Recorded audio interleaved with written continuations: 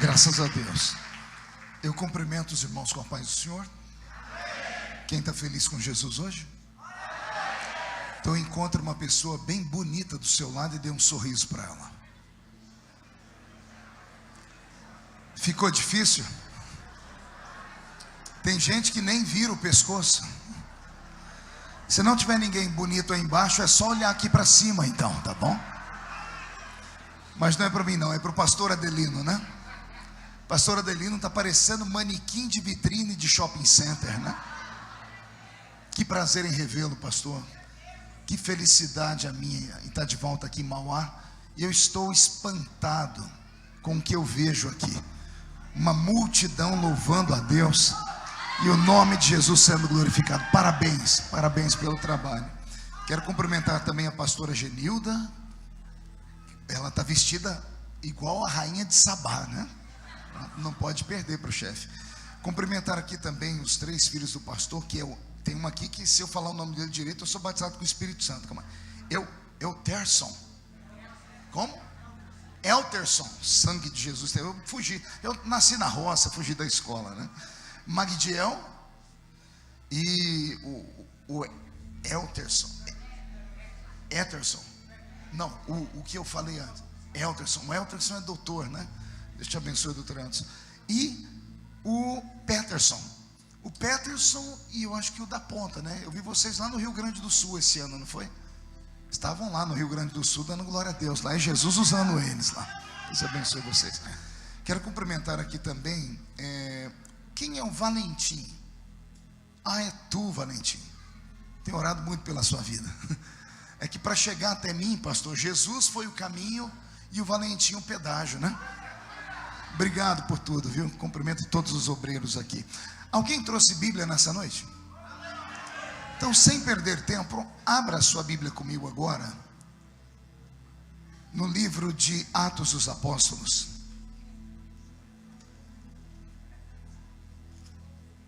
Capítulo de número 2. Cumprimentar também o pastor Elton. Quem é o pastor Elton? Pastor Elton, Deus abençoe o senhor. Atos, capítulo de número 2. Quem encontrou, diga amém. Oh, irmãos, me perdoe, eu estou ficando velho. É a primeira epístola de Paulo aos Coríntios. Estou procurando o texto e não acho aqui. É carta de Paulo aos Coríntios, capítulo 2 e versículo 9, desculpa. Primeira epístola. Estou ficando velho, né? Eu estava aqui e o Peterson estava me lembrando a primeira vez que eu preguei aqui em Mauá. Tinha um púlpito muito alto e eu dei um pulo de cima daquele púlpito. Tinha alguém aqui? Tem alguém aqui que esteve lá naquela época? Pois é, 3 metros de altura. Eu não quebrei as pernas porque foi Jesus mesmo. Pois bem, isso já faz quantos anos? Uns 10 anos. Mas isso, obrigado por lembrar que eu estou velho mesmo. Muito obrigado. Primeira epístola de São Paulo aos Coríntios, capítulo 2, versículo 9. Agora sim. Assim diz o texto: mas como está escrito, aquilo que os olhos não viram, aquilo que os ouvidos não ouviram, e aquilo que não subiu ao coração do homem, é o que Deus tem reservado para aqueles que o amam. Feche a Bíblia, coloque no banco, na cadeira, e pegue na mão da pessoa mais perfumada do seu lado. Ainda dá tempo. Aperte a mão dele ou dela com carinho até eles falarem aleluia. Pentecostal que não faz barulho está com defeito de fabricação, não é? Vamos orar. Pai, nós te exaltamos e te glorificamos, e nós entendemos que dentro de alguns minutos, e este santuário ficará pequeno para o tamanho da glória que o Senhor vai mandar do alto e dos céus. Os que vieram tristes começarão a saltar de alegria. Os que vieram se arrastando não voltam para casa se arrastando. Hoje voltarão voando nas asas de um novo tempo. E antes que eu comece a ministrar a sua palavra, cerque este santuário com a sua glória. E num raio de 5 quilômetros, onde houver um demônio alojado, Eu dou a esses demônios segundos para sumirem de Mauá, porque se não sumirem, serão queimados pelo poder da sua glória que aqui será derramada. Rasgue os céus sobre nós, manda anjos de fogo descerem aqui, que estes anjos desçam trazendo brasas de fogo nas mãos, comecem a esparramar estas brasas entre nós, e onde houver um crente cheio do Espírito Santo, pega ele nesta noite, Jesus, e fala conosco, e fica conosco. É o que eu te peço agora e sempre. E toda a igreja diz: os que podem, tomem o seu assento, aplaudindo a Jesus, porque Ele é bom, porque Ele é maravilhoso. Querida igreja noiva do Cordeiro, simpatizantes da nossa fé, amigos que vieram de perto, de longe, autoridades constituídas, enfim, eu tenho hoje uma mensagem da parte de Deus, que se eu conseguir transformar em palavras o que eu estou sentindo, eu acredito que algumas pessoas vão voltar para sua casa com a sua vida transformada para sempre. A igreja acredita que Deus ainda fala? Então eu só vou fazer um pequeno pedido, é um pedido apenas. Como eu disse, eu estou ficando velho, pastor Adelino, e eu não sabia que eu ia ficar um velho tão ranzinza, chato, que só Jesus. Eu tenho muita dificuldade em ministrar e as pessoas andarem, ficarem conversando ou mexendo no celular, pelo menos nas minhas vistas assim. Então, se os irmãos puderem nesse momento guardar o aparelho do celular, a não ser que você esteja filmando, né? Aí você pode continuar. E se você puder evitar conversar com quem está do seu lado, eu tenho certeza que o culto será um pouco melhor, porque assim nós cumprimos o que está escrito na palavra: esse lugar não é outro lugar senão a casa de Deus. A igreja diz um amém por esta palavra? Eu estou um pouquinho afônico, então vocês vão tendo paciência comigo, tá bom? Até minha voz esquentar e depois eu vou embora. Pastor Roberto, mude a música para mim. Primeiro quero agradecer pastor Adelino, pastor Roberto, que saiu de um compromisso para estar comigo aqui hoje. Pastor Roberto morava nos Estados Unidos até o início do ano e trabalhava com o pastor Benny Hinn. Quem conhece o pastor Benny Hinn? Músico oficial do pastor Benny Hinn ao redor do mundo. E aí, agora ele deixou o pastor Benny Hinn nos Estados Unidos e veio para o Brasil trabalhar com o pastor Benny Ruim, que sou eu aqui, né? Obrigado, viu, Roberto? Roberto, mude a música para mim. Eu li um texto nessa noite que não é fácil de ser interpretado.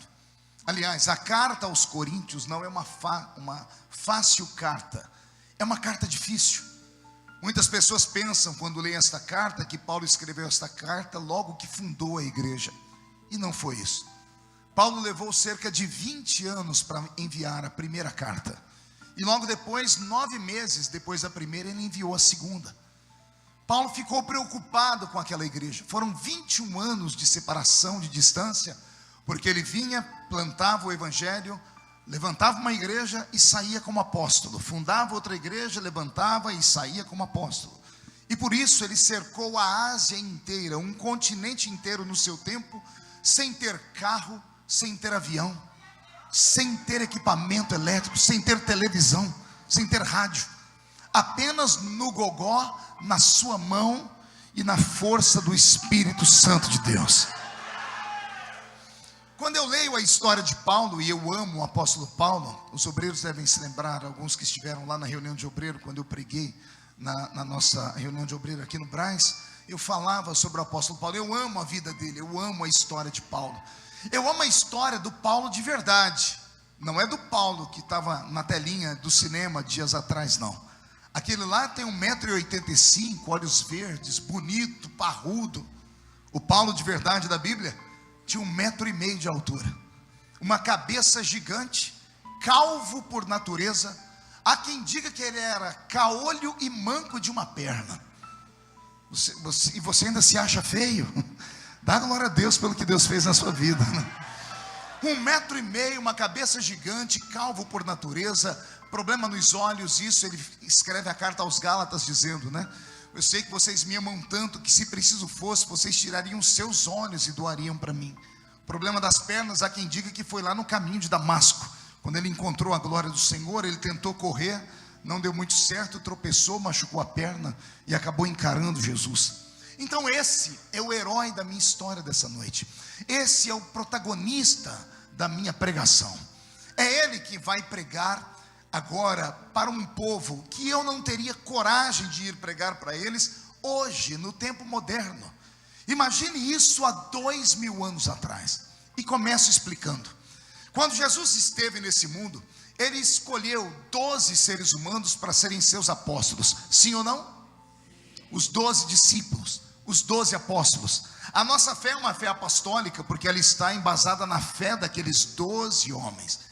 E aí nunca te veio ao coração a seguinte pergunta: se Jesus escolheu 12 e tratou dos 12 e ensinou os 12 e cuidou, por que é que quando Jesus se foi, ele resolveu levantar mais um? O apóstolo São Paulo, para mim, é uma espécie de elemento surpresa. É uma espécie de acidente de percurso no reino. O Senhor tinha um projeto inicial, eram 12 homens. Assim como o Velho Testamento, nós temos uma igreja. Não sei se você sabia, mas o Israel do Velho Testamento é a igreja do Velho Testamento. E para fundar a igreja do Velho Testamento, o Senhor tirou da coxa de Jacó 12 filhos, as 12 tribos. E as 12 tribos fizeram Israel. E Israel é a igreja do Velho Testamento. Quando partimos para o Novo Testamento, o próprio apóstolo São Paulo vai colocar um apelido na igreja. Ele chama a igreja de Novo Israel. E esse Novo Israel também é formatado através de 12 discípulos. Então esses 12 eram o início, eram para ser eles os pais de todas as igrejas. Só que no meio do caminho, eles não se deram conta do tamanho da chamada. Pedro, Tiago e João, quando viram a igreja de Jerusalém crescer lá no dia de Pentecoste, imagina, da noite para o dia, você ter uma igreja com 3.000 membros, da noite para o dia. Imagine você fazer uma pregação dizendo que Jesus vai voltar e falar para todo mundo vender os bens e colocar os seus pés. E 3.000 membros do primeiro culto, mais 5.000 do segundo, 8.000 membros em 2 cultos. A igreja ficou milionária. E Pedro, Tiago e João esqueceram do mundo. Pregaram apenas em Jerusalém, Judeia. Pregaram nas cercanias da Palestina. E esqueceram o restante do mundo. E o evangelho não era só para eles. O evangelho era para o mundo todo. Mais tarde, quem vai sistematizar isso para nós através de uma carta é João, escrevendo o evangelho no capítulo 1, dizendo: ele veio para os seus, mas os seus não receberam. Mas a todos quanto receberam, deu-lhes o poder de serem feitos filhos de Deus. Só que temos um problema, pergunte qual? Só falo se todo mundo perguntar. Se dependesse do início, daqueles que Jesus chamou, nós nunca seríamos salvos. Porque para os judeus, até os dias de hoje, o judeu ortodoxo, aquele que usa roupa escura e chapéu na cabeça, só existe 2 tipos de seres humanos no mundo: os judeus e os outros. E os outros recebem na Bíblia Sagrada um apelido que poucos crentes sabem o que significa: gentios. Quem já leu esse texto na Bíblia, essa palavra gentios? Nós não somos os gentios? E muitos crentes leem isso com o coração aberto, porque pensam que a Bíblia está nos elogiando, porque gentil geralmente é uma pessoa que tem gentileza, educada. E o gentil da Bíblia não tem nada a ver com isso. O gentil da Bíblia seriam os pagãos, seriam os bárbaros. E os bárbaros e os pagãos para os judeus eram chamados de infiéis. E se você já leu o Alcorão, porque os muçulmanos também pensam assim, só existe 2 tipos de pessoas no mundo, eles e os demais. Os demais são infiéis. E lá no Alcorão, a ordem é essa: morte aos infiéis. Então quando Pedro, Tiago e João viu que a igreja começou a crescer e viu que estava tudo indo muito bem, eles esqueceram dos pagãos, eles esqueceram dos bárbaros, e eles fincaram o evangelho apenas naquela terra. Então meu Cristo, seu Salvador, precisa entrar no circuito e criar um novo método. Ele levanta um elemento surpresa. Ele pega alguém que não era para transformar em alguém que é. Ele vai lá no caminho de Damasco e ele pega o assassino de crentes e transforma em missionário de crentes. Você perdeu a chance de dar um lindo glória a Deus, e eu vou dizer por quê. Ele pega a maldição e transforma a bênção ainda nos dias de hoje.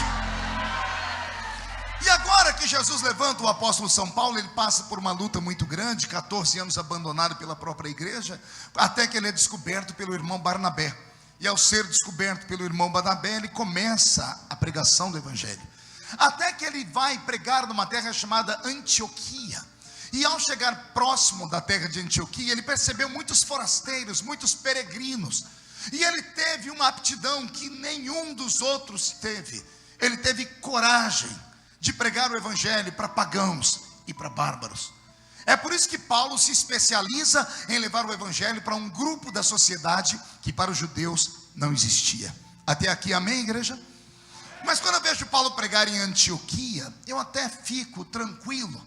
Quando eu vejo ele passar por outras cidades, eu até fico tranquilo. Mas quando ele resolve colocar os pés na Grécia, diga comigo, Grécia.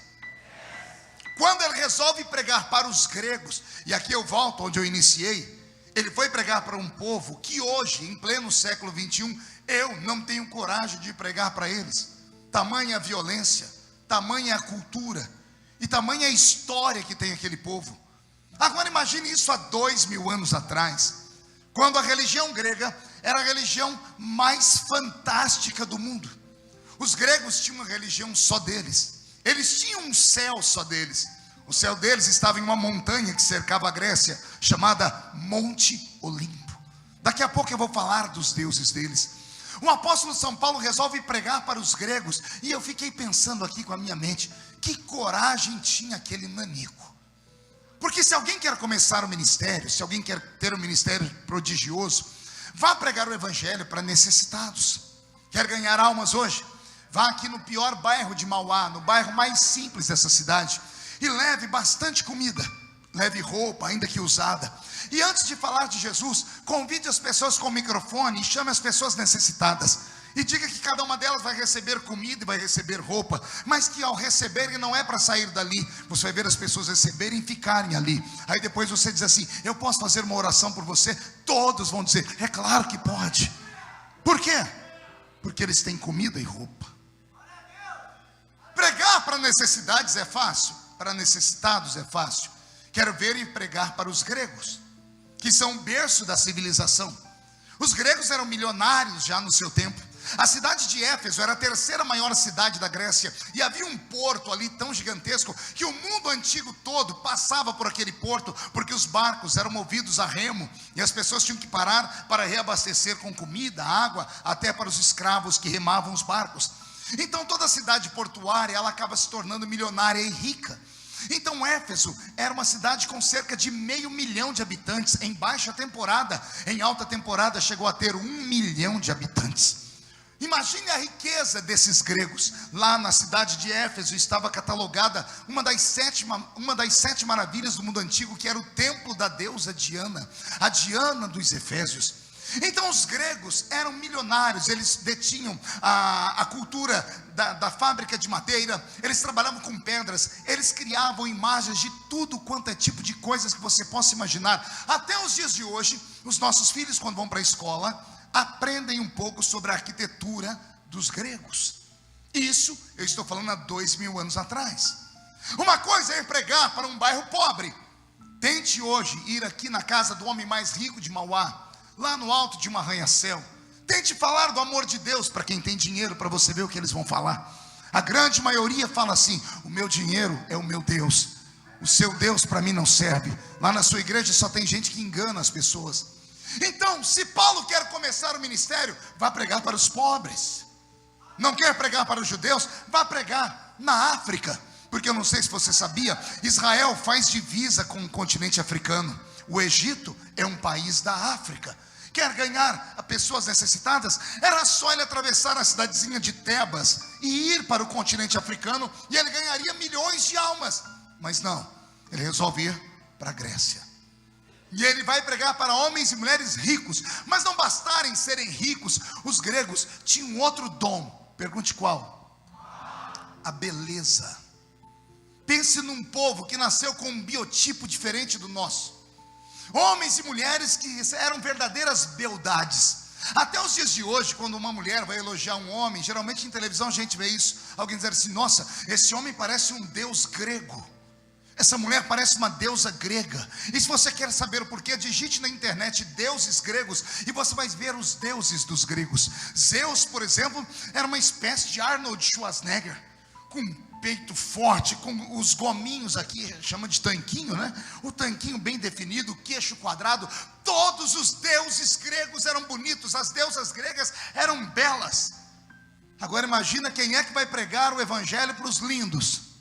1,5 metro de altura, cabeça desse tamanho, manco de uma perna e caolho. Imagina, ele resolve pregar para homens e mulheres bonitos. Pastor, o que o senhor quer dizer com isso? Eu quero dizer que pessoas que vivem bem consigo mesmas têm mais facilidade de rejeitar o evangelho do que pessoas que não têm amor próprio. Aliás, a nossa geração é uma geração quase que doente, né? Quem tem filho adolescente aqui, levante a mão para eu ver. Meus pêsames, porque eu também tenho. Você já tentou tirar uma foto com a sua filha? Uma só? Já viu quantas caretas ela faz? Ela cata o celular, ela briga, ela não sai de casa. Se postar isso, o senhor, eu não vou mais falar com o senhor. A nossa geração é uma geração extremamente preocupada com a aparência. Então tiram 70 mil fotos para sair uma boa e postar a beleza lá. Porque as pessoas têm carência de autoajuda, têm carência de serem amadas pelo que são. Uma coisa é você chegar numa pessoa e falar para ela: você pode não ter nada, você pode não ser bonita por fora, pode ter nascido com necessidades especiais, mas o que tem dentro de você é mais belo do que o céu e a terra juntos. Você ganha a alma dela, mostrando a ela que existe uma beleza que os homens não contam com ela, que é a beleza que está aqui dentro. Porque esta beleza aqui pode ser destruída a qualquer hora, mas a que está aqui, ela faz Deus de vez em quando abrir a janela do céu e olhar aqui para baixo e dizer assim: viste tu o meu servo Jó, viste tu a minha serva que ali está. Os gregos, não bastassem ser ricos e bonitos, tinham mais um dom. Pergunte qual? Só falo se todo mundo perguntar. Pense num povo inteligente. E quando eu falo inteligente, eu falo com I maiúsculo. Antes de Jesus nascer, a Grécia já filosofava. Aliás, a filosofia nasce com os gregos. A palavra filosofia vem do latim, são duas palavras unidas. Uma é philos e a outra é sofia. Você já ouviu alguma mulher chamada Sofia? Pois bem, é aquela palavra Sofia, filos, Sofia. Juntar as duas ficou filosofia. Filos seria amigo, amante, irmão. Sofia, inteligência, sabedoria. Então, o que é filosofia? Amigo da inteligência. Veja só, estamos no século 21. De vez em quando eu estou lá no plenário em Brasília, meu celular toca. Quando eu olho lá no WhatsApp, é minha filha que estuda aqui em São Paulo. Eu já entro em oração, falo: ai meu Deus, o que é dessa vez? Porque ela faz faculdade aqui, e de vez em quando ela fala: pai, me ajude a interpretar esse texto aí. Um dia desse ela me mandou um texto de Platão. Platão viveu antes de Jesus. Platão era grego. O texto escrito 3.000 anos antes de nós, a professora queria que ela interpretasse hoje. Pergunta se eu dei conta de interpretar. E olha que eu sou preparado, eu sou formado, eu me comunico em 3 idiomas, eu escrevi vários livros, eu tenho cultura. Eu não entendi bolhufas o que o tal do Platão escreveu. E eu estou falando só de um. Você já deve ter ouvido falar da tríade: Platão, Sócrates, Aristóteles. Pense num trio que começaram antes de Jesus pisar na terra a imaginar a vida. Eles criam a dialética, eles criam a retórica, eles criam a oratória, eles criam a crítica pela crítica. São eles que rompem com a religião e fazem as pessoas não ficarem cegas, olhando só para que diz aquilo de um livro religioso. Eles fazem os homens ter senso crítico. Isso antes de Jesus nascer. Aí Paulo vai pregar para quem? Para um povo bonito, rico e inteligente. Vai pregar para um ignorante, que é bem fácil, não tem argumento. Aí se ele não tiver muita paciência, ele vai partir para as vias de fato. Porque toda pessoa que passa para agressão física é porque faltou intelecto. Porque enquanto ela tem argumento, ela vai batendo, até que o outro não aguenta, ou o outro diz assim: eu perdi, ou ele parte para as vias de fato. Pregar para pessoas simples, sem cultura, é muito fácil, porque elas acreditam com mais sensibilidade, com mais facilidade, são mais crédulas. Agora vai pregar para os gregos, vai pregar para ricos, bonitos e inteligentes. Mas não bastasse isso, eles têm mais uma agravante. Pergunte qual? não bastassem ser ricos, bonitos e inteligentes, eles são místicos. E aqui trava a minha mente, porque geralmente pessoas inteligentes não são místicas.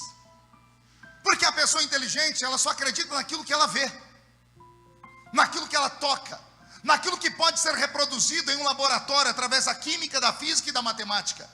E místicos acreditam em coisas invisíveis. A nossa fé é mística. Nós pentecostais somos do grupo do cristianismo, de todas as vertentes, somos os mais místicos de todos. Porque, por exemplo, nós acreditamos que nós estamos sozinhos aqui nessa noite. Acreditamos que cada um de nós veio escoltado por um anjo. Sim ou não? Então tem duas multidões aqui, uma aqui dentro e outra em cima. Somos místicos. Nós acreditamos de verdade que o irmãozinho que está do seu lado, por exemplo, só tem 2 dentes na boca, é o zagueiro e o atacante, e ele é analfa de pai e beta de mãe, não consegue pronunciar o verbo, qualquer tipo de verbo que você dá para ele conjugar, ele erra tudo. Mas quando o Espírito Santo pega ele fala em línguas estranhas fluentemente.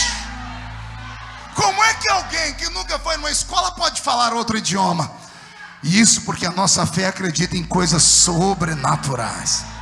Aí, os inteligentes do Brasil, os intelectuais do Brasil, esses que estão na televisão, esses que ficam escrevendo em jornais, olham para nós assim: esses crentes são fanáticos. Não, nós não somos fanáticos, nós somos místicos. A gente podia até dizer, fanáticos são eles, não nós. São eles que vão para o campo de bola, ver 22 homens correr atrás de uma bola, e os 22 estão com a perna rapada ainda. E quando a bola bate lá no travessão do outro lado, esse homem que está aqui na arquibancada, que é poliglota, que é importante, é ateu, ele pula, grita, dá beijo no outro que está do lado, toca uma vuvuzela, vai fantasiado. Se o time dele perde, ele xinga a mãe do juiz, ele quer bater, quer matar. Mas esse não é fanático. Fanáticos somos nós. Vai caçar um serviço. Fanáticos são eles, porque nós, pelo menos, a gente entra aqui e pertencemos a um time que nunca perdeu nenhum jogo. Nosso time é sempre vencedor. Amém por isso ou não amém? Os gregos acreditavam no céu chamado Olimpo. E olha que nós, civilização moderna, herdamos dos gregos. O nome do monte onde os deuses deles estão chama-se Olimpo. Diga comigo, Olimpo. Da palavra Olimpo vem a palavra Olimpíada. São os gregos que inventam os esportes. São os gregos que inventam aquilo que nós chamamos aqui no Brasil de academia, mas que lá na Grécia era chamado de templo do corpo humano, que é onde as pessoas malham seus bíceps para ficar bonitos e fortes. Tudo isso nasceu lá na Grécia. Não nasceu conosco, não foi invenção de americano, não foi invenção de brasileiro. Tudo isso nasceu na Grécia. Agora olhe para mim. Os deuses gregos são safadinhos. Pergunte por quê? Pense nos deuses que de vez em quando entediam lá no alto do Monte Olimpo, encarnam e vêm andar pela terra e começam a namorar as mortais. Aí do relacionamento deles com as mortais nascem alguns chamados de semideuses. Hollywood os ama. De vez em quando a gente vê na telinha de Hollywood um semideus. Quem foi assistir, por exemplo, o filme da Mulher Maravilha, deve saber que a Mulher Maravilha é filha de Zeus. É uma criação dos gregos. Quem já estudou um pouquinho de mitologia vai se lembrar de Hércules, Teseu, Perseu, Minotauro. Lembram dessas coisas? Aquele desenho que a sua filha, o seu filhinho assiste, a Pequena Sereia. A Pequena Sereia é filha de um irmão de Zeus. Assim como o cristianismo, nós temos um Deus, e ele se divide em 3 partes, nós chamamos de trindade. Os gregos também têm 3 deuses fortes. São eles Zeus, Poseidon e Hades. Zeus domina os céus, Hades o mundo dos mortos, e Poseidon o mundo dos mares. Memoriza isso, porque daqui a pouco você vai ver o tanto de glória a Deus que nós vamos dar aqui. Então, os gregos acreditam que esses 3 deuses dominam o universo, e de vez em quando andando pela terra, eles namoram as mortais e nascem semideuses, que são Hércules e esses outros mais. A pergunta que fica é a seguinte, e olhe o que eu vou te perguntar: Se essa religião fez tanto sucesso antes de Jesus, por que é que ela morreu? A religião grega morreu. Você vai na Grécia hoje, ninguém acredita mais em Zeus. As crianças dão gargalhada, por isso transformaram em desenhos. A religião mais forte da Grécia, ou a religião mais forte daquele mundo antigo, era a religião dos gregos. E de repente, a religião deles desaparece. Não é que mudaram para outra, não, sumiu. Acabou a religião deles. Desapareceu. Pergunte por quê? Porque um homem de 1,5 metro de altura, arrastando uma perna, entrou dentro daquele lugar e falou para os gregos que a maior beleza não é a que está por fora, que falou para os gregos que a maior inteligência não é aquela que se aprende em livros de escola, que falou para eles que tudo que existe de sagrado não está no Monte Olimpo, está acima das estrelas. Deputado Cezinha, meu amigo, que bom tê-lo aqui. Então pense em você, no que foi que a minha mente pensou quando eu li isso. Eu falei, eu quero saber qual foi o momento exato que Paulo foi tomado por Deus para ganhar os gregos. E Deus me mostrou na Bíblia Sagrada. A capital da Grécia se chamava Atenas. Diga comigo, Atenas. Atenas é a capital intelectual do mundo antigo. Era lá que ficava os discípulos de Sócrates, Aristóteles, Platão. Outra coisa que eu esqueci de dizer para vocês, são os gregos que inventam a medicina. São eles que começam a inventar remédios, através de Hipócrates. Por isso, eles gostam do corpo humano. Gostam tanto do corpo humano, quando viam uma pessoa muito gordinha, uma muito magrinha, uma assim, eles queriam entender o porquê, então eles eram curiosos. São eles que inventam a medicina. A medicina é aperfeiçoada mais tarde lá no Egito. E os egípcios se tornam mestres em medicina, por isso nós temos até hoje múmias que ninguém consegue entender como é que depois de 3, 4 mil anos, elas estão lá em estado que dá para olhar ainda, não viraram pó. Então os gregos são esse povo rico, bonito, inteligente e místico. Amém? Olha para o seu irmão e diga, tá por aqui ainda? Tá? Diga para ele, você ainda está aqui comigo? Diga, aperte o cinto, porque agora nós vamos decolar. Eu quero que você entre comigo em Atenas.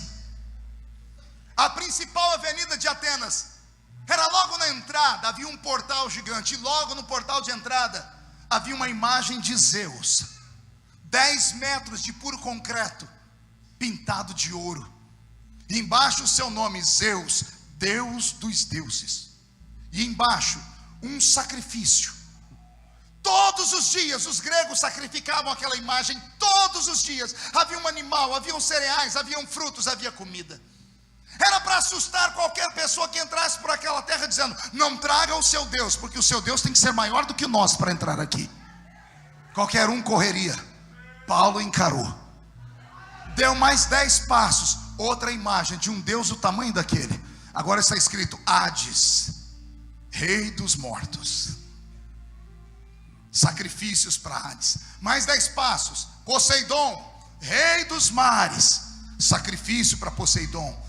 E dali até o final da avenida, que tinha quilômetros e quilômetros, a cada 10 passos havia um altar erigido a todos os deuses do panteão Olimpo. Eram inúmeros, centenas, há quem diga milhares. E Paulo não se deu por vencido. Ao invés de entrar lá dentro e começar a pregar, ele falou, quero conhecer primeiro meu inimigo. E ele foi, Cezinha, de altar em altar, e ele não desistiu. Quando ele chegou no último altar, o céu se abriu, porque ele chegou num altar que não tem imagem. Os deuses começaram a diminuir. Zeus maior foi indo até que desapareceu. Chegou num altar que não tinha nada. Ele achou que era um Deus invisível. Aí ele foi ler lá o nome do Deus, estava escrito, ao Deus desconhecido. E havia um sacrifício. E Paulo, com a sua inteligência e cheio do Espírito Santo, ao invés de pregar no meio da avenida, ele vai para o Areópago. Diga comigo, o Areópago. Eu quero que você fale porque é uma palavra bonita. De novo, Areópago. O Areópago seria uma espécie de anfiteatro a céu aberto. Imagine aqui um palco e aqui ao redor em uma meia lua, como a igreja do Brás, exatamente como a igreja do Brás, a sede. Um modelo de um areópago seria aquele: um palanque e aqui várias arquibancadas. O que os gregos faziam? Os gregos também inventam a democracia. Diga comigo, democracia. Democracia é o governo do povo. Então lá todos tinham liberdade de falar o que quisessem. Então o areópago, geralmente em fim de semana, as pessoas iam para lá para ver se alguém tinha uma novidade. Lembram de Paulo dizendo assim: eu encontrei entre vocês um povo que vivia de falar e ouvir falar da vida alheia. Era lá, ali era o ponto dos fofoqueiros. Paulo foi para aquele areópago, e geralmente alguém subia, falava um discurso, se alguém gostava aplaudia, se não vaiava, mas as pessoas tinham liberdade. E não é que Paulo subiu naquele areópago, e quando ele sobe, as pessoas, o que chama atenção é a feiura dele, é o tamanho dele. As pessoas já param para ver. Só que o nanico era tão inteligente que ele começa a dissertar sobre os poemas dos estoicos. Você vai encontrar isso em Atos dos Apóstolos. E Paulo começou a versejar, porque os estoicos, embora tivessem filosofia, eram amantes dos poemas. E Paulo começa a recitar os poemas. E quando ele vai recitando os poemas, as mulheres que lá estão, mulher é mais sensível, começam a ouvir o marido que é embora, a mulher segura: não, olha o poema, que bonito, esse homem está recitando os poemas dos estoicos. Quando Paulo vê que a multidão parou, porque as mulheres estão segurando os maridos, para os maridos não tirá-las dali, Paulo encerra o pensamento dos estoicos e começa a falar dos epicúreos. E dos epicureus ele começa a falar sobre morte e vida, filosofia. E quando ele começa a falar sobre a morte e a vida, parou uma multidão como essa para ouvir o baixinho. E agora que ele tem a atenção de todo mundo, ele vai deixar Deus usar ele.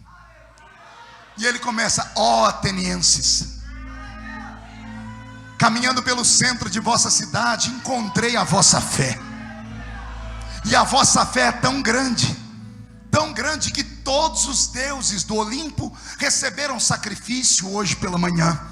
E vocês têm uma fé tão imensa que, com medo de desagradar alguma divindade que vocês não conhecem, erigiram um altar a um Deus desconhecido. E eu estou aqui para dizer a vocês que o sacrifício subiu, porque eu sou sacerdote do Deus desconhecido. Eu sirvo ao Deus desconhecido. A multidão parou, e agora começam as perguntas: qual o nome do seu Deus desconhecido? Yeshua.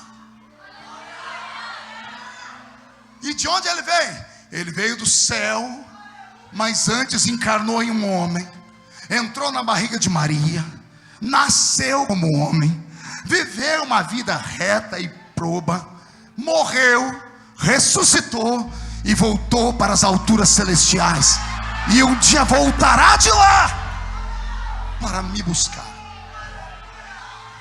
Estudando a história, a tradição, eu me emocionei, porque a tradição diz que as pessoas começaram a indagar: seria esse Yeshua maior do que Hades, maior do que Poseidon, maior do que Zeus? Como é que você diz que ele é maior do que a nossa trindade aqui? E Paulo começa a explicar para eles: ele é maior do que Poseidon. E alguém grita: mas Poseidon manda nas águas. E Paulo diz: quando ele esteve por aqui, em forma humana, não estou falando nem divina, em forma humana, ele ficou na proa de um barco, e Poseidon agitou o mar. Poseidon queria tragá-lo. Aí ele, da proa do barco, disse: aquieta-te, mar, acalma-te, mar.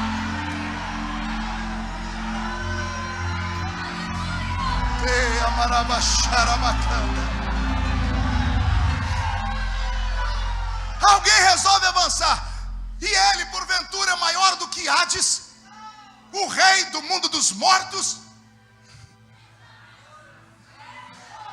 E Paulo diz: o seu Hades, na minha religião, tem outro nome, chama Satanás.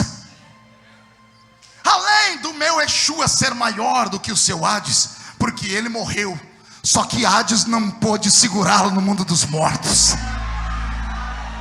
Hades não pôde prender o espírito dele mais. Quando ele foi sair de lá, ele foi lá em Hades e catou a chave do reino dos mortos, tomou a chave do inferno. Ele é maior do que Hades.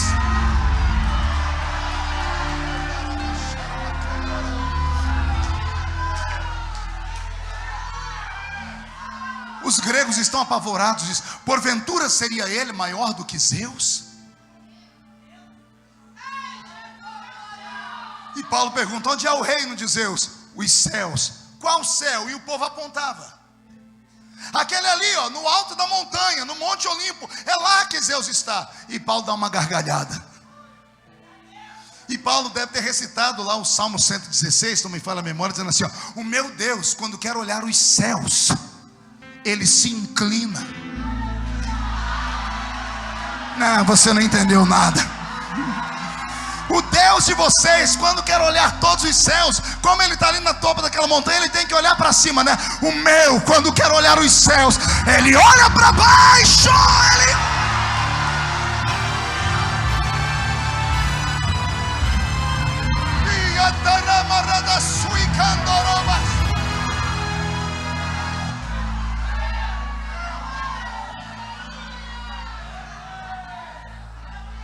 Foi assim, olhe para mim, foi assim que Paulo, com maestria e graça, entrou na Grécia e acabou com a religião dos gregos.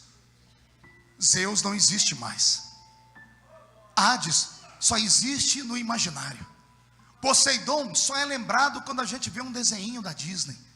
Mas Jesus Cristo, o ressuscitado, ele está tão vivo e é tão grande, que os pés dele pisam nesta igreja nesta noite, e a face dele está diante dos serafins nos céus, que estão cantando: santo, santo, santo é o Senhor dos exércitos, e Mauá está ficando cheio da sua glória.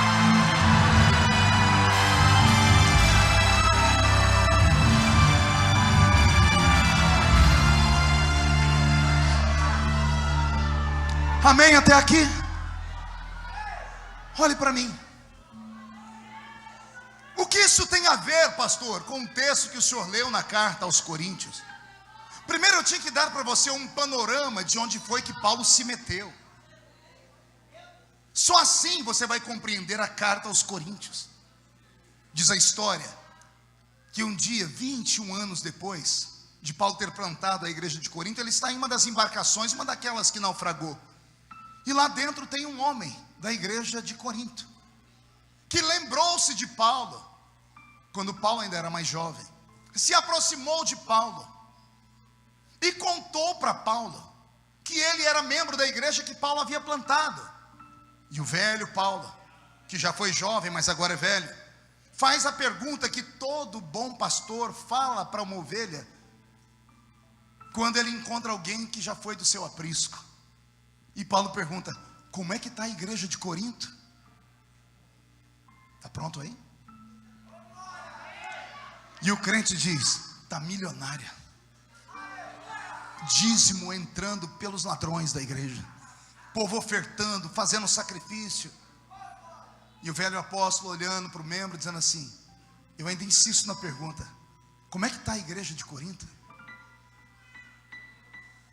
E ele diz: compramos muitos imóveis na cidade, abrimos congregações para tudo quanto é lado agora. E o velho ainda insiste: eu quero saber como está a igreja de Corinto.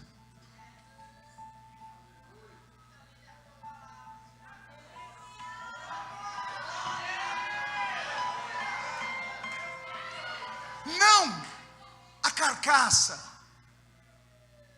não a organização. Eu estou perguntando como está o organismo. Como está aquela igreja que eu plantei em oração? E o crente, como bom crente, fala assim: olha, o senhor não conta para ninguém, mas o negócio está feio lá. A igreja perdeu a pureza, a igreja perdeu a simplicidade, a igreja perdeu a santidade, a igreja perdeu os dons do Espírito Santo.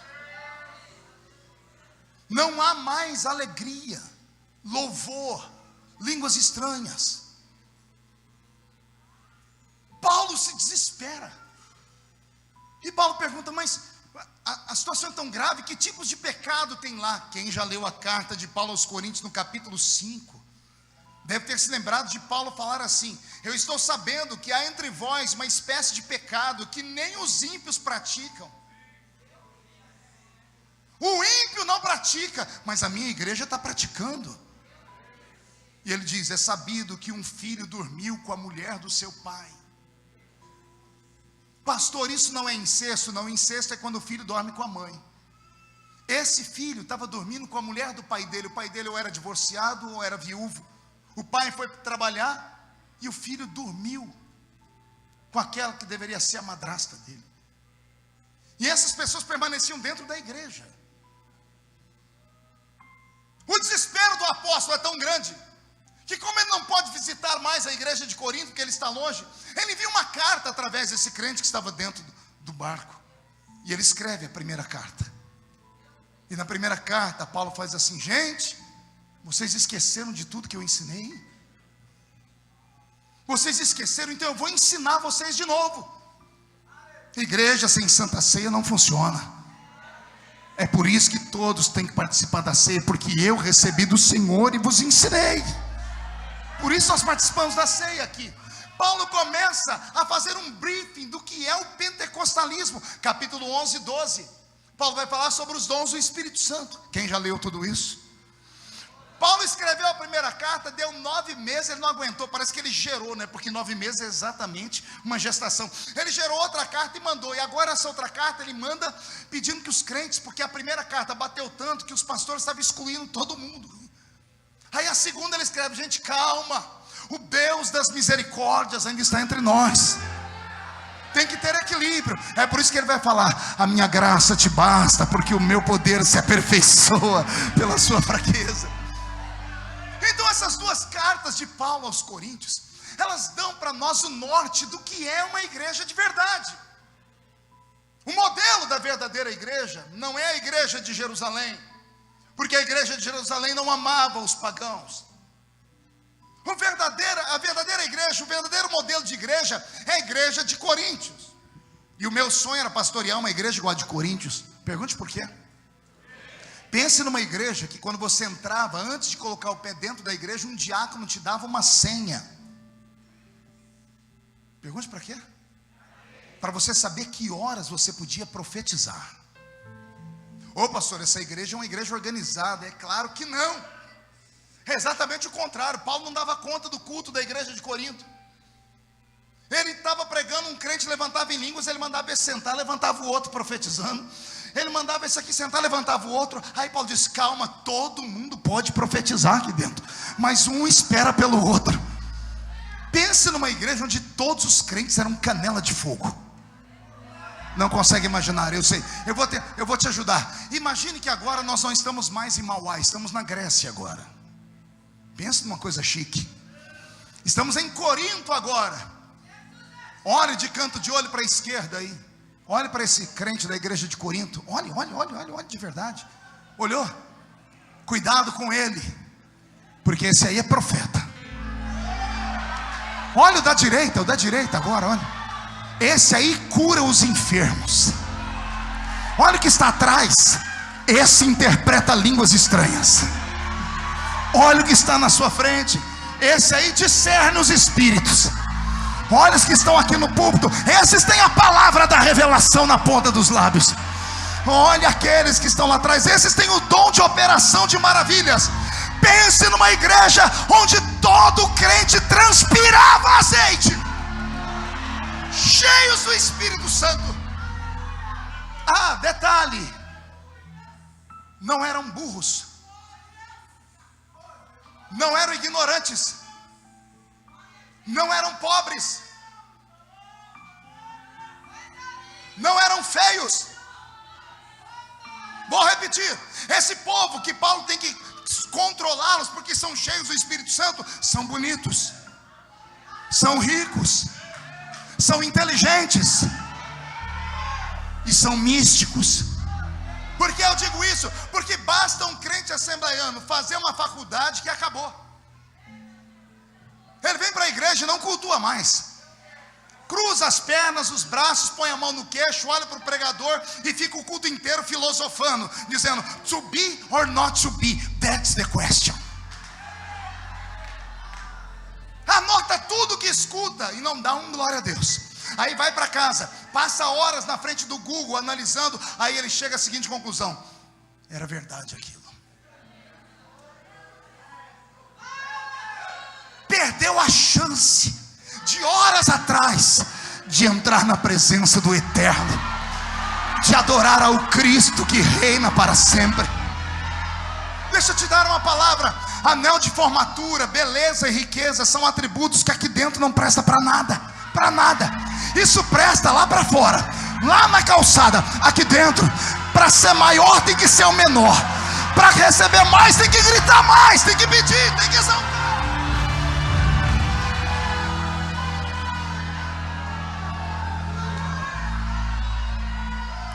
Um dia desses, pastor Adelino, eu estava na minha igreja, eu pastoreio também, e eu terminei um culto de domingo, e como eu vou só aos domingos, o meu culto de doutrina é de domingo, e de vez em quando eu estou daquele jeito, né? Baixo um espírito assembleiano lá de Gunnar Wingre em mim, eu desço-lhe a lenha, e eu terminei uma pregação daquelas, né?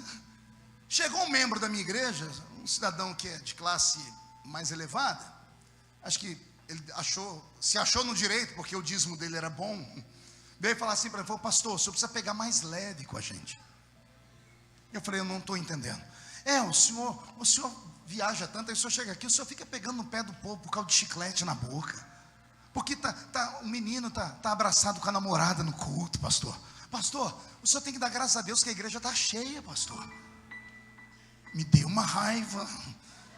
Eu falei: incircunciso.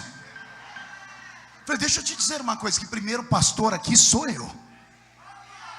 Eu sou o pastor aqui, eu recebo a revelação do Senhor para falar para a igreja.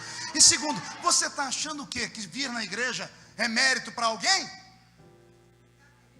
Entrar aqui dentro, só por eu estar aqui o pastor já tem que me respeitar, tem que me adoçar, tem que passar a mão sobre a minha cabeça? Quem foi que disse que entrar na igreja é mérito para alguém? Dia desse eu estava pregando no meio de um culto, tinha um corredor como esse, era um ginásio, e sentou bem na minha frente um cachorro. E eu sou igual o Carral, para pregar é difícil pegar, mas depois que pega vai embora, né? Eu começo devagarinho, aí eu estou pregando, aí um irmão lá atrás, eu fiz assim: glória a Deus. A igreja inteira olhou para trás, e o cachorro olhou também. Deu outro glória a Deus ao outro lado, a igreja acompanhou e o cachorro olhou também. Quando o fogo desceu e os crentes começaram a entrar no mistério da glória a Deus, falar em línguas, o cachorro não empolgou? Cezinha, o cachorro ergueu a cabeça e fez assim: au! Um diácono do lado do púlpito gritou: eita, que o cachorro está crente, pastor. E eu disse: tá não. Ele disse: tá, o senhor não ouviu ele dar glória a Deus? Eu disse: não, eu ouvi ele latir. Não, pastor, foi glória a Deus. Eu falei: eu não sabia que tinha dom de interpretar a língua de cachorro. Aí eu falei: deixa-me usar esse animalzinho para dar um ensinamento para a igreja. Esse cachorro nunca deu glória a Deus, e nunca vai dar, porque ele não tem o céu dentro dele. Animais irracionais só são terra e alma vivente. Essa história de que cachorro, vaca, animal quando morre vai para o céu, é conversa para boi dormir, viu? Já imaginou você lá no céu e a mimosa, aquela que você comeu a picanha dela, a costela, correr atrás de você lá, Você está lá tentando falar com Jesus e um monte de galinha bicando o seu pé, e você olhar que você comeu a minha coxinha, a minha asa. Animal não vai para o céu, porque ele nunca veio de lá. Animal é terra, é alma vivente. Pastor, o senhor não conhece meu papagaio. Dia desse o irmão mandou um áudio para mim, eu tive uma crise de riso, que eu quase bati o carro. O papagaio pregando uma mensagem minha.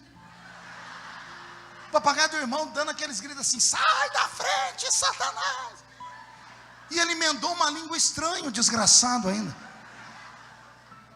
Pastor, mas como é que ele falou? Não, ele não deu glória a Deus. Ele não sabe o que está falando. É instinto. Animal irracional age por instinto. O instinto dele é copiar tudo que ele escuta. Se o papagaio fosse inteligente, ele batia papo com a senhora. E aí, como é que foi lá o culto? E aquele pastor ainda está lá?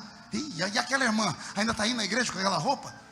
Papagaio não é inteligente. Nenhum animal irracional pode dar glória a Deus. Só tem uma raça nesse mundo que pode dar glória a Deus. É essa raça aqui. Só esta raça pode dar glória a Deus. E você sabe por quê, né? Nós damos glória a Deus porque o céu está dentro de nós. Alguém tem o céu dentro dele aí? Pô, tem gente que não levantou a mão não. O céu não está aí dentro não. Se o céu não está, deve estar o inferno. Porque se o Espírito Santo não mora dentro de você, mora o espírito do diabo. Vou deixar Salomão falar conosco agora. Salomão diz assim: quando o homem morre, o pó volta à terra, e o espírito volta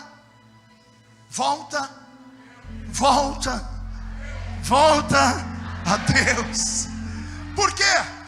Porque parte de nós veio daqui, parte de nós veio de lá. Você nunca se perguntou por que o salmista escreve chorando: a minha alma tem saudades do céu? Alguém aqui tem saudade da Tchecoslováquia? Você tem saudade do Nepal? Não tem? Da Rússia? Insensível. Por que você não tem? Porque você nunca foi lá. Mas por que o crente passa o culto inteiro dizendo: Maranata, eu tenho um lar desconhecido desse mundo? Porque parte de nós veio de lá. Por isso que só nós podemos falar esta palavra que está ficando em extinção. Glórias, glórias, glórias, glórias a Deus! E amará Suriandra Belecandara.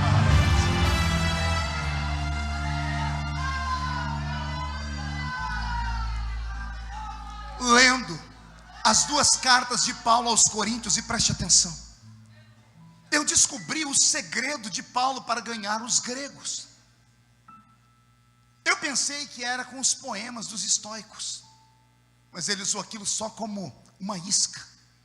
Eu pensei que era a filosofia dos epicureus, e não é. Paulo vai escrever a segunda carta aos Coríntios dizendo assim: quando eu fui ter convosco, nada do que eu vos falei foi em sublimidade de palavras de sabedoria humana. Quando eu estive convosco, tudo o que eu vos falei foi em revelação e em demonstração de Espírito e poder de Deus. Pois bem, querida igreja Assembleia de Deus, da qual sou filho, de vez em quando as pessoas perguntam: por que os dons sumiram? Por que sumiram as profecias, as interpretações de línguas, a palavra da ciência, os dons de discernir espíritos? Me ajude a responder essa pergunta hoje. Porque se a gente conseguir a solução, pastor Adelino, a gente pode voltar a ser como éramos antes. Uma igreja que se preocupava mais com o céu do que com a terra. Eu sei que enquanto vivemos aqui dependemos da terra, mas o crente de verdade, lá da minha época, da roça, ele tem algumas coisas que ele não pode perder nunca. Delegacia de crente, quando eu era menino, tinha outro nome. Não era 5ª DP, 24ª DP. Delegacia de crente da minha época chamava-se Círculo de Oração. Entendeu ou não? Ao invés de dar queixa para o delegado, a gente levava para aquelas irmãs que não sabiam ler nem escrever. A gente levava uns pedidinhos de oração, elas não sabiam ler, mas elas agarravam aquilo com tanta fé. E oravam, deixavam no meio da Bíblia, passavam a madrugada orando. E não se sabe o porquê. 2 semanas depois, um agente pedindo oportunidade na reunião do círculo de oração. A porta abriu, meu filho foi curado, meu marido foi salvo. Não querendo ser saudosista, mas já sendo. Que diferença. Eu prego desde os 13 anos de idade. Hoje eu tenho 45. Eu já preguei em mais de 80 países do mundo e mais de 4.000 cidades do Brasil, em todas as denominações que você possa imaginar. E eu tenho sentido uma falência nos últimos 10 anos da unção, da presença, da sensibilidade. O que está acontecendo, pastor? Paulo descobriu isso em Coríntio, por isso é que ele escreve a carta aos Coríntios dizendo assim: não extingais o Espírito. Eu nem sabia que era possível uma igreja não ter o Espírito Santo. Para mim toda a igreja tinha. Aí Jesus me levou para o Apocalipse 3:20. Preguei a vida inteira para pecadores em praça pública. Eis que estou à porta e bato, se ouvirdes a minha voz e abrires a porta, eu entrarei em sua casa, cearei com ele. E eu gritava: pecador, esse tum-tum-tum do seu coração é a batida da mão de Jesus. Quando eu amadureci, Jesus disse: não é não. Eu não estava batendo na porta de um pecador, eu estava batendo numa das minhas igrejas. Eu tinha 7 na Ásia, eu estava na porta de uma delas, eu estava do lado de fora, me mandaram embora da igreja, eu estava batendo dizendo assim: me deixa entrar, me deixa voltar, me deixa ser de novo o rei, me deixa derramar a unção de novo.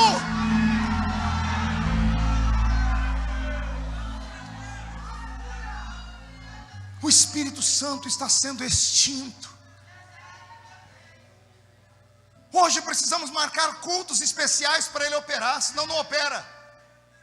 Venha terça-feira que vai ser o culto de batismo com o Espírito Santo. Venha, porque onde isso? Nunca existiu no nosso meio isso. Jesus batizava, era nos cultos normais. Será que é porque a gente não tinha um instrumento bonito desse? Nem um som lindo como esse? Será que é a falta do pandeiro e da sanfona?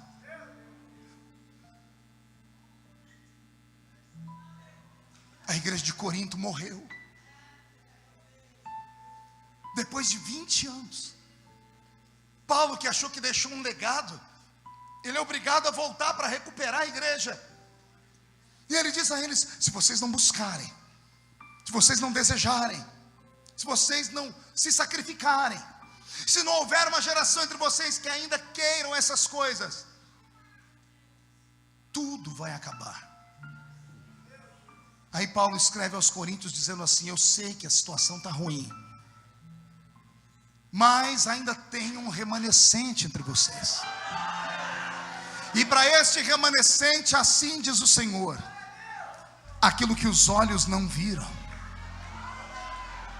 aquilo que os ouvidos não ouviram, aquilo que não subiu ao coração do homem, é o que Deus tem reservado para esses que o amam. Eu creio em renovo, eu creio em avivamento, eu creio que esta geração vai experimentar da mesma majestade que nós experimentamos. Eu quero crer que essas crianças de colo, como dessa irmã que está aqui na minha frente, antes de Jesus voltar, será batizada com o Espírito Santo. Esse garotinho ainda será um profeta se Jesus não voltar até lá. Eu quero crer que todo crente assembleiano que aqui dentro está é um poço de Deus na terra. O que falta é só desentulhar, é desentulhar a fonte, é tirar o que está entupindo. Se você tirar a televisão, se você tirar a novela, se você tirar a música sertaneja, se você tirar o batidão do funk, se você tirar o Facebook, se você tirar o WhatsApp, se você tirar o Instagram, se você tirar, Deus vai voltar. Deus vai voltar.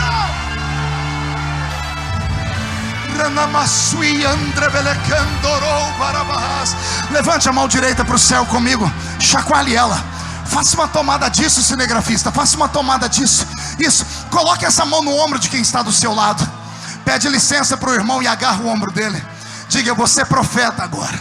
Sacode esse irmão até ele ficar irritado. Tira a pessoa do lugar, sacode ela. Diga: Deus te trouxe aqui para isso. Diga: Deus te trouxe aqui para sacudir a sua fé, para sacudir o seu ministério, para sacudir a sua casa, para sacudir a sua família, para sacudir o nosso tempo. Deus quer sacudir o Brasil.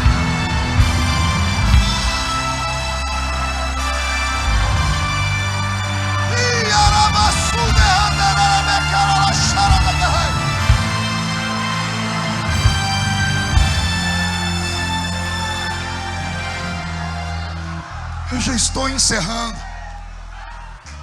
Amai Andrebele Caralabas.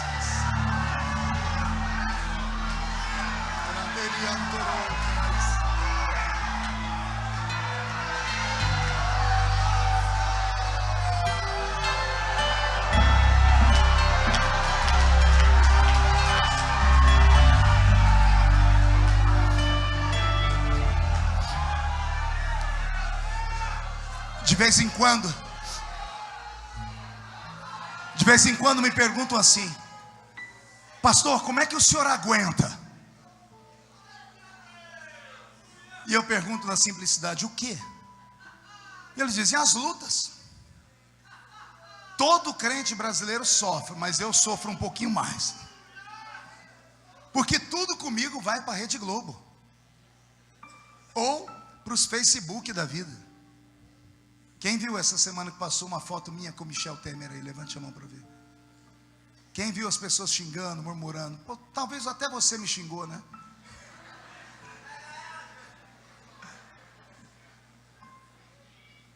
Você abriu o vídeo para ver o que era? Não?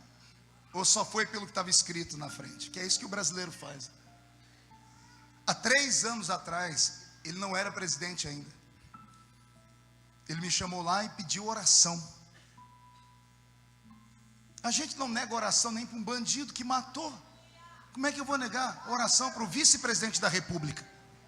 Se você ouviu o vídeo, ouviu ele falando assim: pastor Cizino de Camboriú, ore por mim. Já tem 2 anos que o pastor Cizino morreu. Aí os crentes vão lá e falam: não, é isso aí, se vendeu. Deixa eu te dizer, ninguém paga o preço que Jesus pagou por mim. Meu preço foi pago com sangue na cruz do Calvário. Mas as pessoas perguntam: como é que o senhor aguenta? Eu já fui abandonado por muita gente, já sofri demais. E eu estou sempre sorridente. Eu prego todo dia. Raramente eu estou num culto onde eu escuto alguém pregar, porque não deixam. Eu chego em qualquer lugar, o senhor vai pregar. Então tem que ter alguma coisa para dar. Aí as pessoas perguntam: pastor, como é que o senhor aguenta? Eu digo assim: simples. O meu pé ou os meus pés estão fincados em uma rocha. Quem já pisou no Santo dos Santos, em outro lugar não consegue viver. Aí eu sempre explico: o que faz um crente permanecer em Cristo, além da convicção de fé, é aquilo que os olhos viram, é aquilo que os ouvidos ouviram, é aquilo que o coração sentiu. Eu cresci na igreja. Como é que pode alguém me fazer sair dos caminhos do Senhor ou me afastar? Eu, por exemplo, menino na igreja, culto de domingo à noite, o pastor avisa: ninguém falte no culto terça-feira, porque nós vamos receber aqui um ex-defunto. Pense num tumulto na igreja. E eu, moleque ainda, terça-feira a igreja entupiu de crente, não crente, todo mundo queria ver o ex-defunto. Entrou na igreja o pastor com um homem alto, magrelo alto, para ajudar. O homem estava de terno preto, camisa, gravata preta, e andava assim, ó. Eu falei: Jesus, o defunto. Cabeça de criança. O pastor mal conseguiu cantar o hino da harpa, leu um texto da Bíblia e falou assim: irmãos, vamos ouvir agora o ex-defunto. Aquele homem olhou para a igreja, foi 1 minuto assim, pastor Cezinha, de silêncio, que parece que a gente ia morrer. Ninguém falava nada, o povo nem respirava. Ele enfiou a mão no bolso, tirou um papel amarelado, desdobrou e disse: isso aqui é o meu atestado de óbito. Assina médico tal, médico tal, médico tal. O meu nome é João de Oliveira. E eu morri. E passou aquela carta dos presbíteros, todo mundo chorando. Ele enfiou a mão no outro bolso. E isso aqui é uma foto preta e branca. E esse deitado dentro do caixão sou eu. E um crente idiota tirou a foto. A foto correu à igreja, ele com um algodão dentro do nariz. Aí ele falou assim: eu morri. Cheguei na porta do céu e Jesus me recebeu gostoso. Me deu um abraço, só que não me deixou entrar. Eu disse: Jesus, não posso entrar. E Jesus disse: por enquanto ainda não. Por que não? Não mereço? Merece. E por que eu não entro? Olha lá para baixo. E diz: quando ele olhou para o chão, abriu um buraco. E ele viu uma casinha de barro, chão vermelhão, coberta de sapé, um caixão, 3 crentezinhos com a camisa abotoada até aqui, e um guarda-chuva e um chapéu na outra mão, e uma bíbliazinha aqui. Num canto, uma senhora com 14 crianças abraçadas chorando. Ele disse que abriu a porta, entrou um homem alto, branco, do olho azul, cabelo grisalho, magrelo, chapéu, guarda-chuva, Bíblia. Olhou de fundo, cumprimentou as pessoas, foi lá cumprimentar a viúva. E quando ele chegou perto da viúva, disse: meus pêsames. Ela disse: meus pêsames não, pastor. Fala para Jesus devolver meu marido. Eu não quero pêsames, eu quero meu marido de volta. Porque meu marido era santo, era um homem que servia a Deus. Eu tenho 14 filhos para criar. E João lá do céu disse que viu o pastor sair, não sabia o que fazer. Ele tinha que começar o culto fúnebre. Ao invés de começar o culto, ele abria a Bíblia, fechava. Ele botou a Bíblia num canto, ajoelhou na frente do caixão e agarrou a mão do defunto. E começou uma oração que durou 4 horas. E foi aí que tiraram a foto, porque a notícia esparramou. Veio gente tudo quanto é lado, o ímpio, tiraram a foto. Os crentes, todo mundo ajoelhou no meio da rua. E a oração desse homem era assim: Deus, quem ora aqui é o teu servo João Colenda.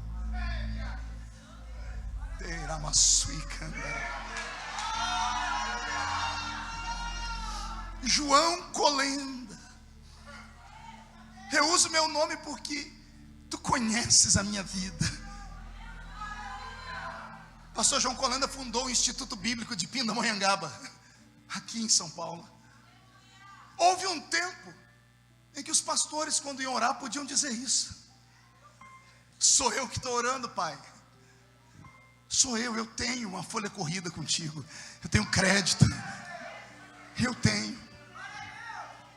João de Oliveira falou que estava lá no céu, olhando para baixo, ficou impaciente, falou assim: e aí, Jesus? Jesus disse: outro dia você volta. Aquele anjo ali vai te levar no inferno e no céu para você contar para a igreja o que existe lá. E outro dia você volta. Ele disse que uma força puxou ele de perto de Jesus, que ele foi voando para trás, assim como se um ímã puxasse. Ele foi vendo Jesus ficando pequenininho e ele gritou: por que eu não pude entrar? Ele disse que Jesus gritou assim: a oração de um justo.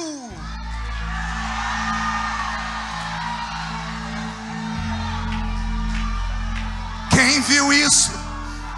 Pode se levantar 11 mil demônios contra mim, 1000 cai de um lado, 10 mil cai do outro lado, e a minha fé é inabalável no meu Criador.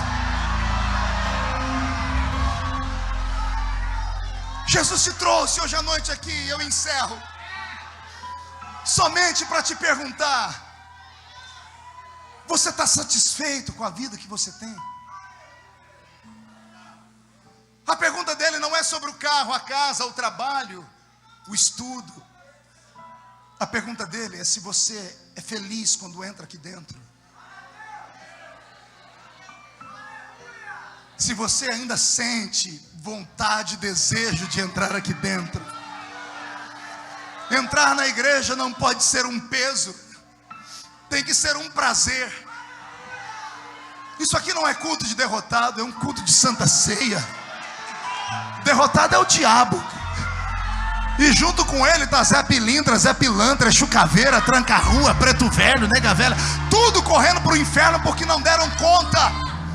E a única coisa que Jesus te pede nessa noite é que você lembre que ele vive. A única coisa que ele pede é para você tirar essa cara feia do rosto. Eu estou pregando tem 1h30, você está me olhando com essa cara parecendo que foi batizado num pote de vinagre. Ficar um culto pentecostal de ceia me olhando com esse olho seco, segura aí, parecendo olho de sapo que morreu no dia de enchente, não vai te levar a lugar nenhum. Isso aqui é um culto pentecostal. Ficar com a boca travada, boca de aço, língua de ferro, queixo de concreto não vale nesse lugar. Aquilo que os olhos não viram, aquilo que os ouvidos não ouviram, aquilo que não subiu ao coração do homem, é o que Deus reservou para Mauá para esses dias. Eu quero profetizar, pastor Adelino, que vai haver um avivamento nesses 50 dias de Pentecostes sobre Mauá. E o que Deus fará nas congregações é algo jamais visto. Ouça a profecia, assim diz o Senhor: filha, Não se apavore quando esta madrugada você ouvir a sua filha chorar.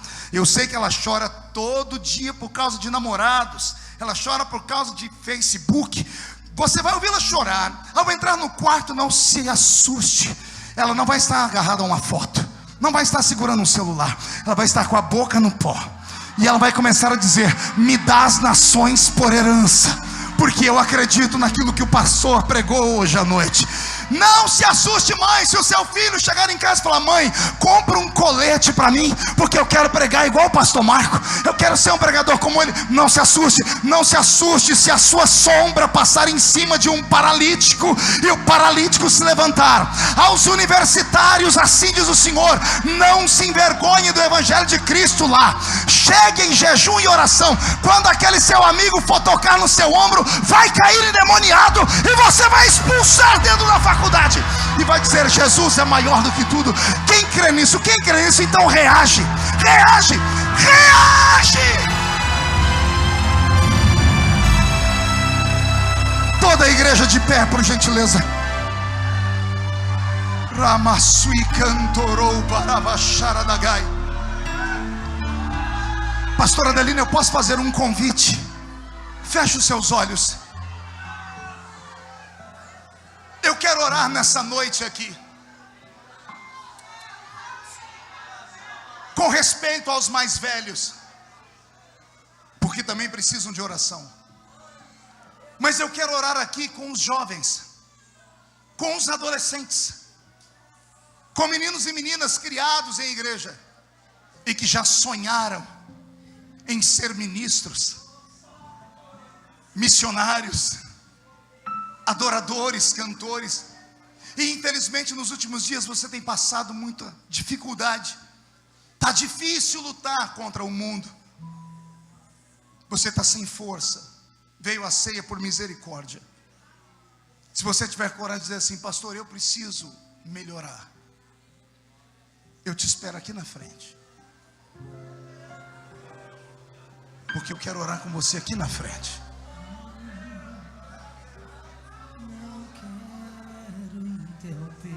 Vem. Chegue bem perto. Eu quero orar com eles, porque nós que somos velhos, nada abala a nossa fé, nada tira a gente da igreja, mas eles estão sofrendo ataques. Chegue mais perto, chegue mais perto, chegue mais perto, chegue mais perto. Vem, vem, vem. Isso. Pai e mãe, ore aí. Oh glória. Tiramassude candarai. Oh aleluia. Chega mais para frente, senão não vai caber as pessoas. Chegue mais para frente, encoste aqui, ó, no pé da escada. Isso. Incline a cabeça. Pega na mão de quem está do seu lado. Acalma o meu coração. Acalma o meu coração. O vento está soprando, mas é te adorando que venço o mar da aflição. Acalma o meu coração. Acalma o meu coração. Só venço esse mundo se for em tua presença. Acalma o meu coração.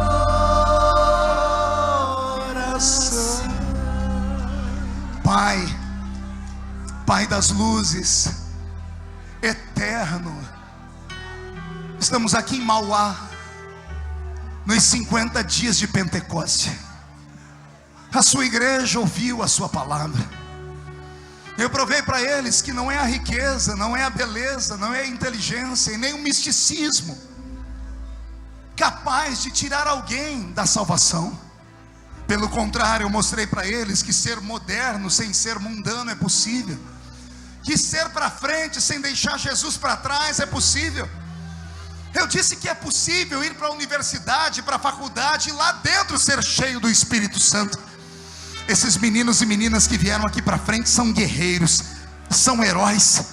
Aqui dentro pulsa coração missionário, pulsa coração de pastor, coração de pastora, de missionária, de cantor, de cantora. A carne tem sido violenta, o mundo tem sido violento, mas eles aguentaram chegar até aqui.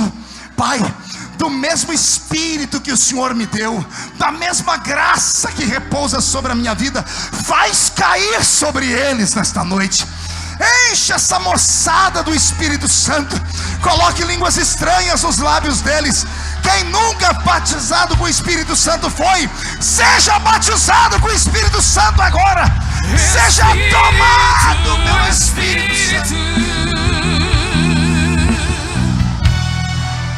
que desce como fogo, vem como em Pentecoste, e enche-me. Ranai sui andre belecandorobas, Naramasui de candorobe caralabaharabas. Se a sua presença está neste culto, e se a sua palavra na minha boca é a verdade, onde houver um crente que se envolveu com a pregação e sentiu saudade dos tempos antigos, pega ele onde ele estiver agora e enche, enche, agora, agora, agora, já! Espírito, Espírito, que desce como fogo, vem como em Pentecoste, e enche-me de novo. Olhe para mim. Eu acredito na sua chamada, eu acredito na sua vocação,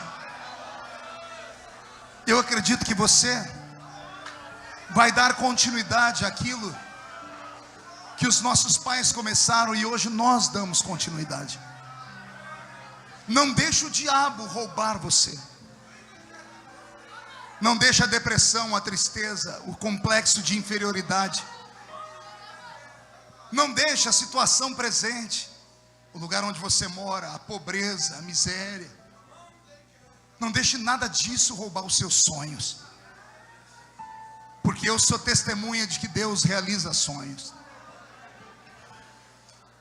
Dia desse eu estava em Nova York, numa reunião da ONU, estava representando o Brasil, saí triste porque o nosso embaixador votou contra Israel. O carro da embaixada estava me esperando na porta, eu dispensei o motorista, eu saí andando pelas ruas de Nova York. Eu queria espairecer, eu estava triste. Daqui a pouco eu vi a beleza daquele ambiente, olhei aqueles arranha-céus, Cezinha, cidade bonita. Por um momento eu disse assim: onde eu cheguei? Eu dei 3 passos, uma voz gritou comigo, que eu olhei para trás para ver quem era e não tinha ninguém. Subiu um arrepio no meu corpo inteiro. Eu fiz uma live na hora no meu Facebook.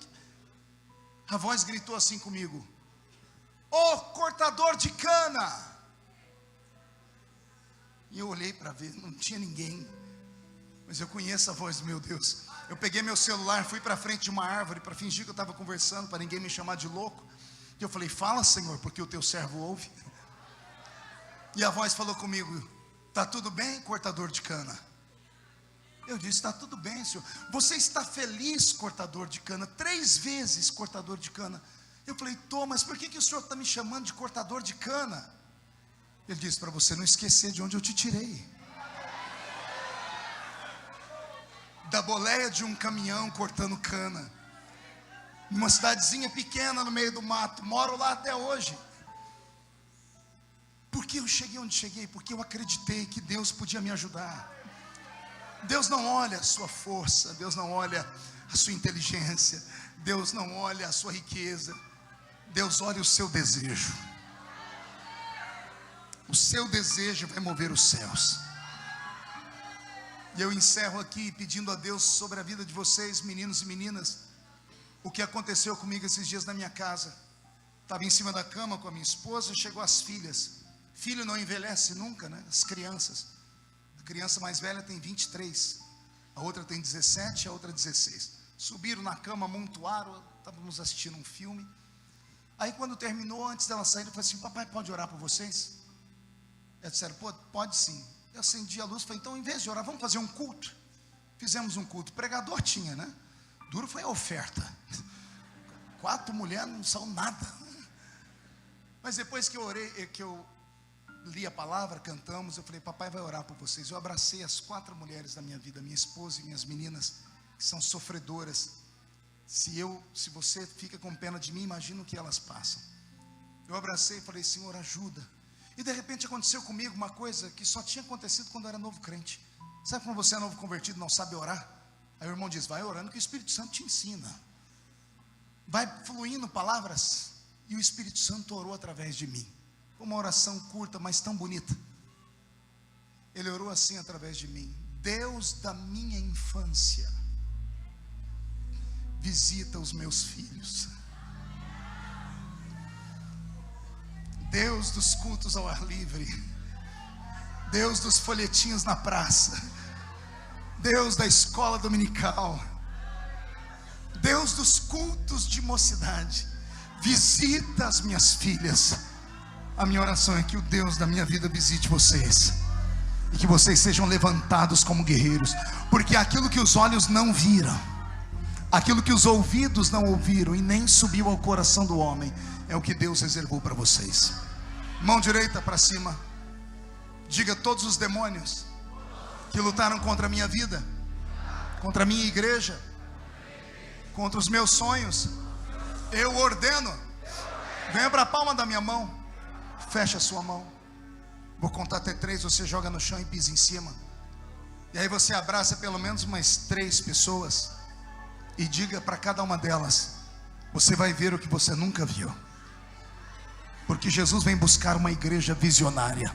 1, você nunca mais será o mesmo. 1,5, sua família sentirá orgulho de você de novo. 2, quem viver verá, para ver o que vai acontecer com vocês. 2,5, Mauá será chamada de capital do avivamento de São Paulo. 3, jogue no chão, pisa em cima, abrace 3 pessoas, profetiza sobre elas. Tu és a minha luz, a minha salvação, a ti me renderei. Se ao teu lado estou, seguro em tuas mãos, eu nada temerei.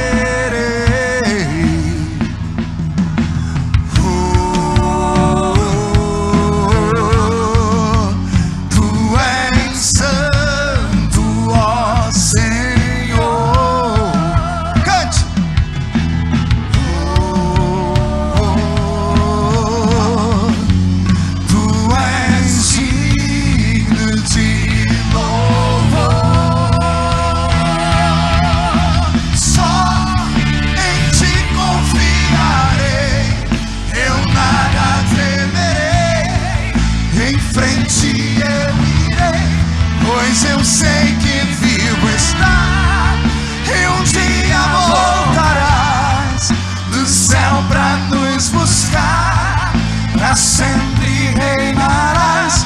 Aleluia. Quem crê que ele vai voltar? Quem acredita que ele vai voltar? Então dá um grito de glória a Deus bem alto aí. Vem Jesus, vem Jesus, Maranata, ora vem, Senhor Jesus. Tá bonito, vamos lá? Vem Jesus. Isso. Vem. Lindo. Maranata, ora vem, Senhor Jesus. Bem forte. Vem Jesus. Vem Jesus, vem. Maranata, ora vem. Só em ti confiarei. Só em ti confiarei. Eu nada temerei. Em frente eu irei, pois eu sei que vivo está. Um dia voltar do céu pra nos buscar, pra sempre reinarás. Aleluia. Quem pode aplaudir? Quem pode aplaudir e gritar? Quem pode aplaudir, gritar e dar um pulo para cima? Sai da frente, Satanás! Estamos em guerra!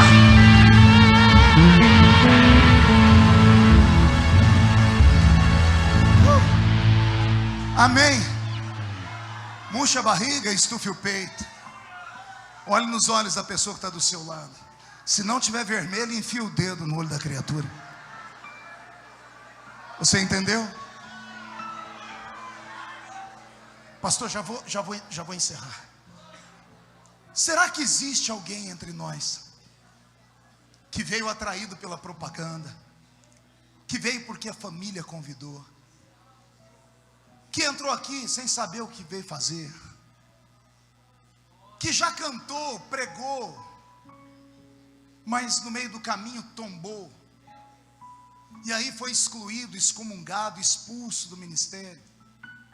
A mágoa é tão grande que você falou: nunca mais piso numa igreja. Todo fim de semana você sai das baladas, passa perto da velha igrejinha e chora de saudade. E você disse hoje aqui: se tu me amas, Deus, fala comigo. Jesus mandou te dizer, rapaz, que você ainda vai ser pastor. A senhorita será uma missionária. Hoje ninguém dá nada por você, nem você acredita. Mas Jesus me trouxe aqui para te dizer: quem viver, verá. O problema é que quando uma pessoa é excluída da igreja, o nome dela é riscado do livro da vida. Os senhores sabiam disso? Mateus 16 e 18. Tudo que desligar na terra é desligado no céu. Por isso você sente ânsia, vontade de morrer, se matar. Jesus vai cumprir tudo que Ele prometeu para você, mas tem um preço. O preço é você voltar para Ele hoje. É você sair de onde você está e fazer como esse garoto fez. Vim aqui na frente, perto de mim: pastor, mas se eu for aí, o que vão falar de mim? E quem fala de você paga as suas contas, por acaso? Quem fala de você morreu na cruz do Calvário por você? Não. Mas se você vier, nós vamos orar. As pessoas estão vindo chorando, a igreja orando. Cadê você? Vem. Isso. Carregando a minha dor, você se expôs por mim. Se entregou em meu lugar e me deu uma nova chance. Eu vou recomeçar. A igreja canta com a gente? Pode ir. Cadê você? Vai perder a chance? Vai ficar orgulhoso? Vai arriscar sua vida lá fora, morrendo? Volta hoje, volta agora. Vem. Isso. Vamos melhorar? Vou deixar na cruz tudo que passou, tudo que ficou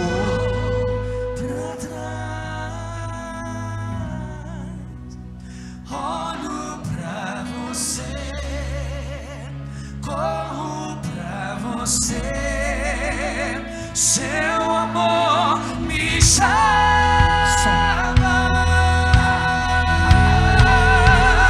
Eu dependo desse amor, do seu amor, mais que tudo.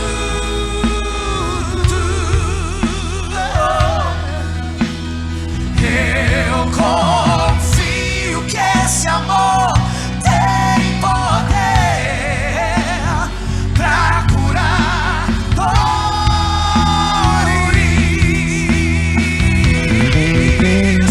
Eu dependo desse amor, do seu amor, mais que tudo. As pessoas estão vindo. Eu confio que esse amor tem poder pra curar dores.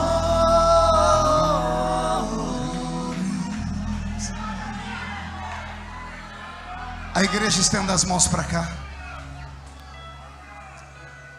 Nós oramos por essas vidas preciosas, Pai. Oramos para que os pecados sejam perdoados. Oramos para que o nome delas seja reescrito no livro da vida. Oramos para que as maldições sejam quebradas. Oramos para que tudo que foi roubado seja devolvido hoje com juro e correção monetária. Se algum entre eles era batizado com o Espírito Santo, mostra o seu amor. Renova eles com línguas estranhas nessa noite. Mostra que o seu amor constrange. E eu profetizo que quando saírem daqui, sairão salvos, lavados no sangue de Jesus. E a igreja que é soberana diz amém. Amém. Eles vão ficar em pé, vão ganhar um abraço de alguém, e a igreja vai dar uma salva de palmas a Jesus.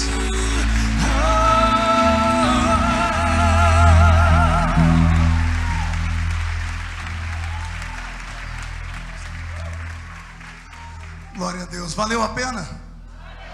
Posso voltar outro dia aqui? Então, pastor Adelino, o senhor não me dá um chá de cadeira não, viu? Eu ainda estou crente, viu? Eu queria, antes de devolver o microfone ao pastor, agradecer essa oportunidade, agradecer ao nosso bispo sênior, bispo Samuel Ferreira. Cezinha, leva meu abraço ao bispo. Fala que estou com saudade dele. Hoje fala que estou com saudade dele. Sinto falta do aperto de mão, do abraço caloroso do pai, tá bom? Para ele que eu tenho orado pela vida dele. Soube do aniversário dele. Tá? Leve meu abraço para ele, tá bom? Outra coisa, eu fiz uma camiseta. Eu queria uma camiseta. Não sei se alguém vai ter coragem de usar.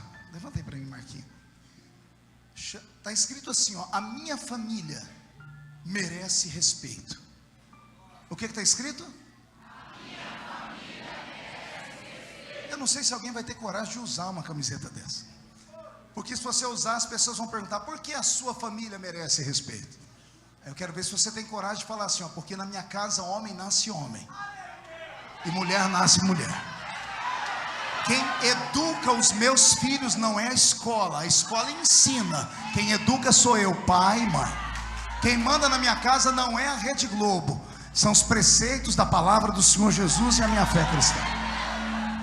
Eu termino os meus vídeos sempre falando: a nossa família merece respeito. Então eu criei essa camiseta aqui, porque hoje ninguém compra DVD, CD, livro, mais que está tudo na internet.